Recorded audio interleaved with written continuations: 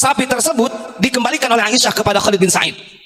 Seraya berkata, "Ana alu Muhammadin sallallahu alaihi wasallam."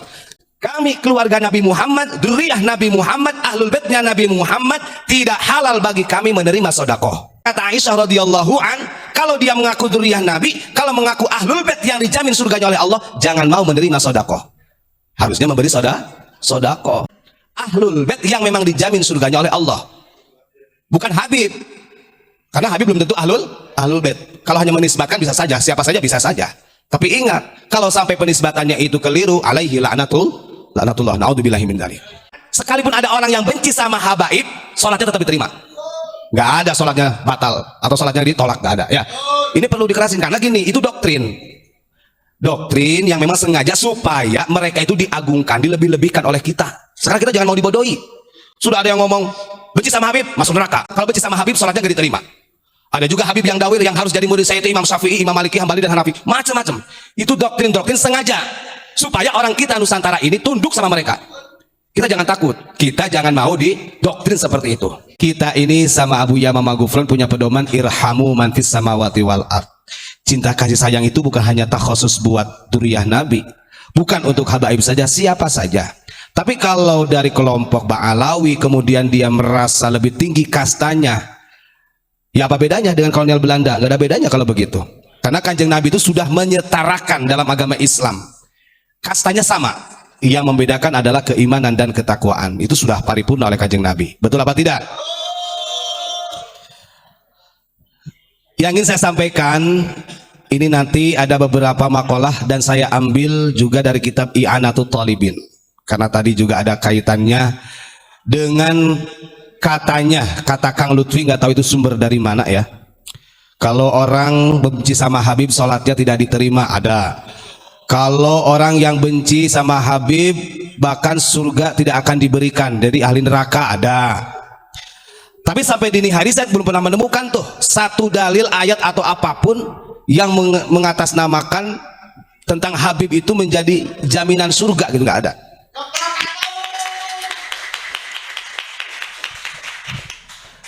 Kalau ahlul bait, ya nanti kita jelasin satu persatu.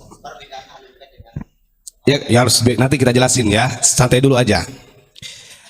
Yang ingin saya sampaikan terlebih dahulu, ini diambil dari kitab Nasaihul Ibad, ayat daripada Imam Tabrani. Beliau mengatakan demikian. Salasatun muhlikatun. Ada 3 perkara yang akan merusak dirinya orang tersebut.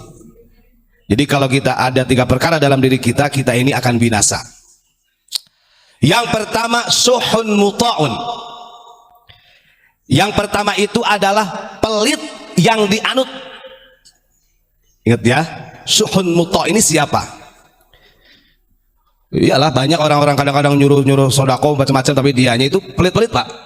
Yang kita lihat, jangankan dalam hal sodakoh mereka, kita bertamu ke tempat-tempat mereka, itu dikasih makan air aja agak sulit. Suhun muta'. Yang kedua, wahawa muttaba'un. Orang-orang yang selalu mengikuti hawa nafsunya. Yang ketiga, wa ijabul mar'i bi nafsi, yang selalu ujub atau seseorang yang ujub dengan dirinya. Ingat, 3 perkara ini kata Syekh Nawawi Al-Bantani di dalam kitab Nasaihul Ibad, riwayat Imam Tabrani, ini akan membinasakan mereka atau orang tersebut. Mudah-mudahan kita dijauhkan. Kemudian berkaitan dengan alun Nabi, keluarga Nabi, dzurriyyah Kanjeng Nabi, atau ahlul baitnya Nabi, ini sebenarnya yang paling gampang untuk mengukur apakah benar-benar dia itu punya dzurriyyah Rasul yang sahih atau tidak. Ini yang diriwayatkan oleh Ibnu Abi Syaiban. Inna Khalid bin Sa'id bu'itha ila Aisyata bi baqaratin minas sadaqati faraddatha wa qalat ana alu Muhammadin sallallahu alaihi wasallam la tahillu lana as-sadaqah. Jadi pernah dulu ada salah satu sahabat, ada yang bernama Khalid bin Sa'id. Beliau diutus untuk mendatangi Aisyah radhiyallahu anha dengan membawa seekor sapi. Tujuannya untuk memberikan sedekah. Kemudian faraddatha, sapi tersebut dikembalikan oleh Aisyah kepada Khalid bin Sa'id. Seraya berkata, ana alu Muhammadin sallallahu alaihi wasallam. Kami keluarga Nabi Muhammad, dzurriyyah Nabi Muhammad, ahlul baitnya Nabi Muhammad, tidak halal bagi kami menerima sedekah. Ini di forum-forum, di majelis-majelis lagi ceramah banyak yang gelar sorban dengan alasan untuk membangun pesantren dan lain sebagainya, bla bla bla lah. Itu dari kelompok mereka. Sementara kata Aisyah radhiyallahu an, kalau dia mengaku dzurriyyah Nabi, kalau mengaku ahlul bait yang dijamin surganya oleh Allah, jangan mau menerima sedekah. Harusnya memberi sedekah. Wong ini tarifnya aja ratusan juta kok. Ya, betul ya? Nah, ini berarti perlu dipertanyakan. Ketika ada orang mengatakan, wah kalau benci sama Habib salatnya nggak diterima, wah jauh loh. Tidak sesuai dengan keterangan ini. Karena yang dimaksud dengan keluarga Nabi di dalam salawat ini, kalau yang secara lebih jelasnya itu adalah ahlul bait. Ahlul bait yang memang dijamin surganya oleh Allah, bukan Habib. Karena Habib belum tentu ahlul bait. Kalau hanya menisbatkan bisa saja, siapa saja bisa saja. Tapi ingat, kalau sampai penisbatannya itu keliru, alaihi la'natullah, naudzubillahi min dzalik.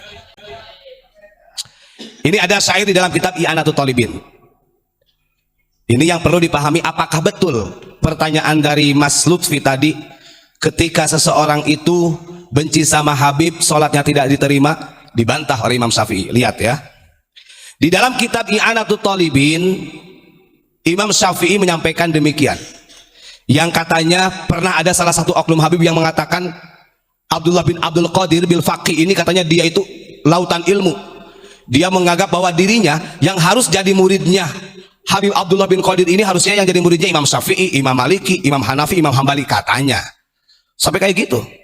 Artinya di doktrin-doktrin yang memang supaya umat Islam, penduduk Nusantara ini lebih percaya pada mereka. Sekarang kita gak usah percaya. Imam Syafi'i ini madhabnya kita. Jangan sampai dilebih-lebihin. Ini biasanya lah dawir-dawir mereka itu seperti itu. Kata Imam Syafi'i, nih, ini untuk membantah bahwa orang-orang yang menganggap kami ini benci kepada ahlul bait Nabi, bahwasanya kita ini benci kepada dzurriyyah Nabi. Disampaikan oleh Imam Syafi'i, ya ahla baiti Rasulillahi hubbukum fardun minallahi fil Qur'ani anzalahu kafakum min azimil qadri annakum malam yusalli alaikum la salatallahu. Yang artinya, kata Imam Syafi'i, wahai ahlul bait Rasulullah, mencintaimu itu fardu, hukumnya fardu. Di sini sudah jelas. Kemarin saya katakan tidak ada orang Islam yang mengerti tentang agama membenci dzurriyyah Rasul, itu nggak ada. Karena sudah difatwakan, apalagi kita kalau bermadhab Imam Syafi'i. Imam Syafi'i sendiri mengatakan mencintai ahlul bait itu hukumnya fardu. Dan ini telah dijelaskan di dalam Al-Quran yang diturunkan oleh kepada baginda Rasulullah Shallallahu Alaihi Wasallam. Kafakum min azimil qadri annakum. Ingat-ingat, maka cukup bagimu keagungan yang Allah berikan itu, jangan sampai dijadikan untuk membanggakan dirimu. Cukuplah, kamu itu sudah agung, oh ahlul bait. Bahasanya begitu kata Imam Syafi'i, maka gak usah neko-neko. Malam yusalli alaikum la salatalah. Betul. Barang siapa ketika sholat tidak membaca sholawat kepada ahlul bait, nah di situ kepada keluarga Nabi, maka sholatnya tidak diterima. Coba nih saya tunjukin. Di sini kalimatnya bagaimana? Malam yusalli alaikum la salatalah. Di sini nggak ada kalimat takhasus untuk Habib. Karena Habib belum tentu dzurriyyah Rasul. Di kita juga masih banyak kiai ajengan yang dzurriyyah Rasul banyak. Tidak sombong tuh dengan dzurriyyahnya. Betul ya? Malam yusalli alaikum la salatalah, kata Imam Syafi'i. Barang siapa yang tidak membaca salawat kepada keluarga Nabi, maka salatnya tidak sah. Betul. Makanya Allahumma sholli ala sayyidina Muhammad wa ala ali sayyidina Muhammad. Kalau kita pahami dari ali di sini adalah ya ahla baiti Rasulillah sallallahu alaihi wasallam. Kemudian di dalam syarah i'anahnya dijelaskan, rahmatullahi wa barakatuh alaikum ahlal baiti wa ali sayyidina Muhammad banu Hashim wa banul Muttalib. Di sini jelasin kaitannya tentang sholawat kepada keluarga Nabi ini dengan ayat rahmatullahi wa barakatuh alaikum ahlal bait, yang nanti dilanjutkan dengan innama yuridullahu liyudhiba ankumur rijsa ahlal baiti wa yutahhirukum tathira. Gak ada urusan. Ini sudah selesai loh dibantah oleh Imam Syafi'i. Gak ada urusan ketika kita tidak mempercayai kepada habaib kemudian dia gak sah sholatnya, gak ada urusan. Saya nyatakan sekalipun ada orang yang benci sama habaib, sholatnya tetap diterima. Gak ada sholatnya batal atau sholatnya ditolak, gak ada ya. Ini perlu dikerasin karena gini, itu doktrin yang memang sengaja supaya mereka itu diagungkan, dilebih-lebihkan oleh kita. Sekarang kita jangan mau dibodohi. Sudah ada yang ngomong benci sama Habib masuk neraka. Kalau benci sama Habib sholatnya nggak diterima. Ada juga Habib yang dawir yang harus jadi murid saya itu Imam Syafi'i, Imam Maliki, Hambali dan Hanafi. Macam-macam. Itu doktrin sengaja supaya orang kita Nusantara ini tunduk sama mereka. Kita jangan takut. Kita jangan mau didoktrin seperti itu. Kita jangan mau didoktrin seperti itu. Ini sudah disampaikan oleh Imam Syafi'i. Imam Syafi'i itu hormatnya kepada Ahlul Bait dulu. Kalau dia halakoh di majlis ilmu, kemudian ada Bani Alawi, bukan Ba'alawi, Bani Alawi, ya, bukan Ba'alawi, Ba'alawi mah kesini kan. Begitu dia sudah duduk di majlis Imam Syafi'i, ada pemuda yang umurnya masih muda lah, dan Imam Syafi'i tahu bahwa ini adalah Bani Alawi yang punya duriah kepada kanjeng Nabi. Ini saking hormatnya Imam Syafi'i kepada duriah Nabi, karena si laki-laki tersebut dari Bani Alawi ini tidak kebagian tempat duduk di majlis ilmu. Imam Syafi'i yang menjadi imam besar kita itu rela berdiri agar supaya tempat duduknya diduduki oleh Bani Alawi. Itu saking hormatnya, bukan Alawi, Bani Alawiyin. Karena Imam Syafi'i tahu itu betul-betul dzurriyyah Rasul. Nah sekarang andai kata ada orang yang hanya sekedar dawir dan lain sebagainya, ngaku-ngaku mendoktrin begini, gak usah duduk tempat ada orang datang, gak usah kita mah tetap aja di tempat, biarin aja biar tahu rasa, gak ada pengaruhnya gitu ya. Monggo kita bacakan karena ini syair yang disampaikan oleh Imam Syafi'i. Mudah-mudahan ini menambah wawasan buat kita.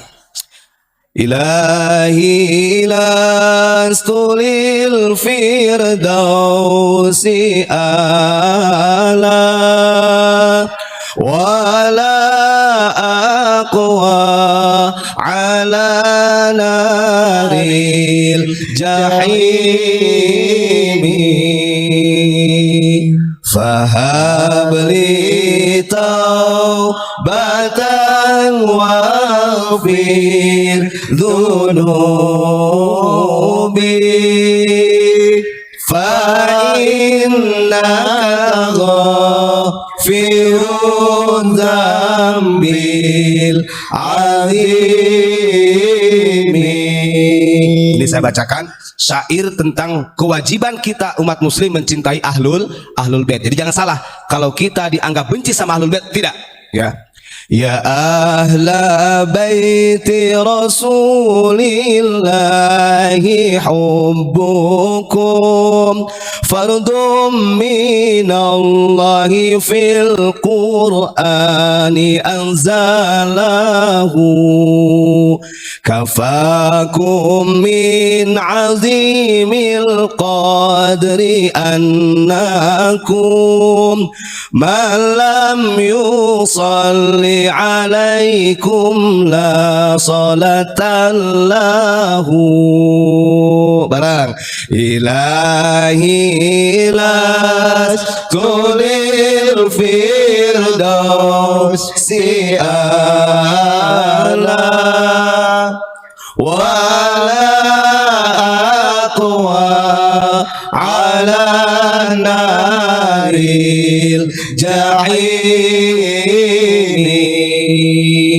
fahabli taubatan waghfir dhunubi fa innaka ghafirun dzambil azimi.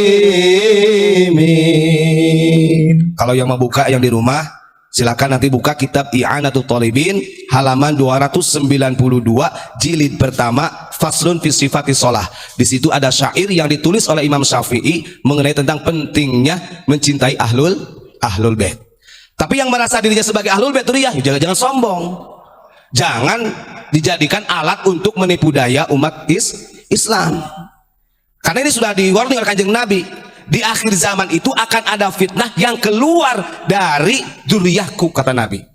Dari orang-orang yang mengaku sebagai dzurriyyahku. Dakhanuha min tahti qadami rajulin yaz'umu annahu minni fa innahu laisa minni. Itu disampaikan oleh Kanjeng Nabi. Akhir zaman nanti sebelum datangnya Dajjal, ya, sebelum datangnya Dajjal akan ada masa di mana fitnah ini muncul dari orang-orang yang selalu mengaku dzurriyyah Nabi. Sekarang banyak gak yang mengaku dzurriyyah Nabi? Banyak. Lawan jangan.